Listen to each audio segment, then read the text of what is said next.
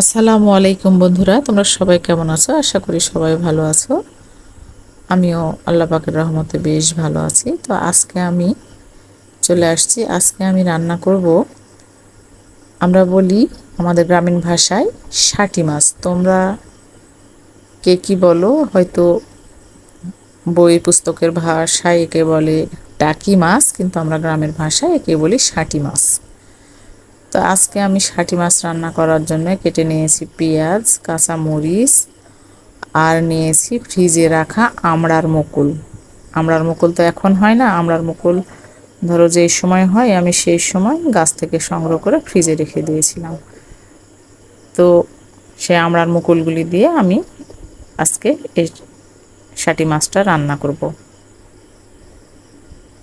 শাটি মাছটা রান্না করার জন্য আমি কড়াই বসিয়ে কড়াইয়ে তেল পেঁয়াজ দিয়ে লাল লাল করে ভেজে নিয়ে আমি দিয়ে দিচ্ছি হলুদের গুঁড়া, মরিচের গুঁড়া, ধনার গুঁড়া, আর সেই সাথে দিয়ে দিচ্ছি আদা রসুন ও জিরার পেস্ট। একসাথে আমি মশলাটাকে খুব ভালো করে কষিয়ে নিচ্ছি। আমি মশলাটাকে ভালোভাবে কষিয়ে নিয়ে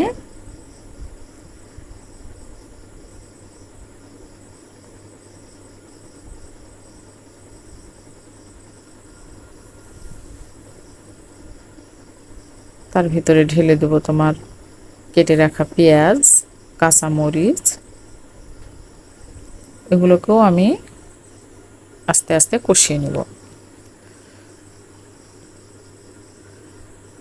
এগুলো ভালোভাবে কষিয়ে নেওয়ার পরে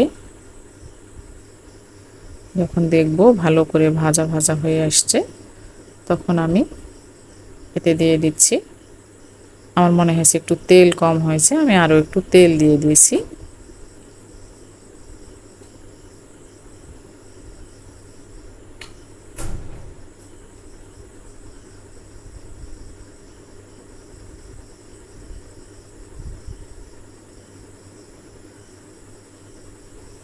মশলাটা আমি অনবরত নেড়ে একটু পেঁয়াজগুলোকে একটু ভাজা ভাজা মতো করে নিচ্ছি।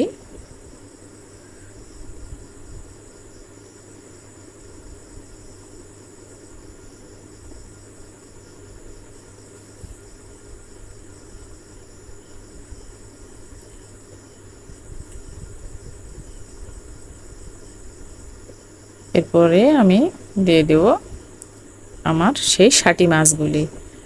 শাটি মাছগুলি এবার আমি আস্তে আস্তে করে পেঁয়াজের সাথে কষিয়ে নেব।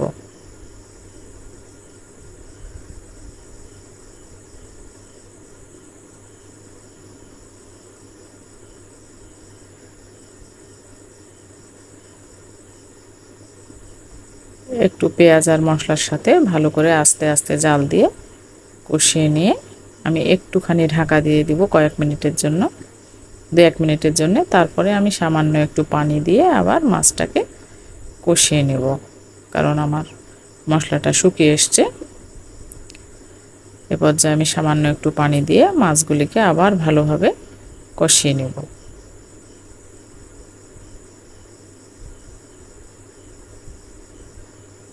আবারও ঢাকা দিয়ে দিচ্ছি, আবারও ঢাকনা ছাড়িয়ে আমি মাছগুলোকে নেড়ে চেড়ে নিচ্ছি।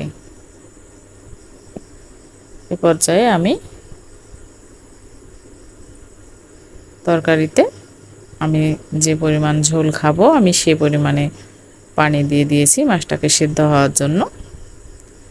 এই ঝোলে আমি পুরোপুরি মাছটাকে সিদ্ধ করে নেব।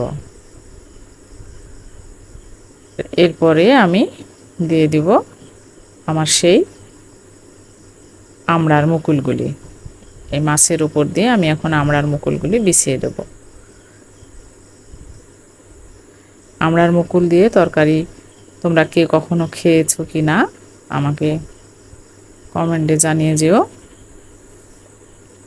আমড়ার মুকুল দিয়ে এই ছোট মাছ খেতে খুবই সুস্বাদু হয়ে থাকে। আমরা গ্রামের মানুষরা এভাবে খেয়ে থাকি।